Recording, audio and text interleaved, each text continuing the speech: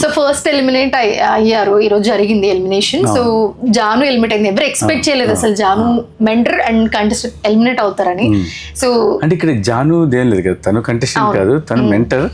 అంటే కంటెస్టెంట్ బాగా చేయించాల్సింది, అంటే కంటెస్టెంట్ బాగా చేయలేదు అనట్లేదు, కానీ తనకన్నా మిగతా వాళ్ళు ఇంకా చాలా స్ట్రాంగ్ ఉన్నారు. దానివల్ల తన లిస్ట్ లో ఉంది, ఓట్ల ప్రకారం కూడా అలాగే తక్కువ ఉంది, మార్క్స్ కూడా తనకి తక్కువ ఉంది కాబట్టి అలా ఎలిమినేట్ అయింది.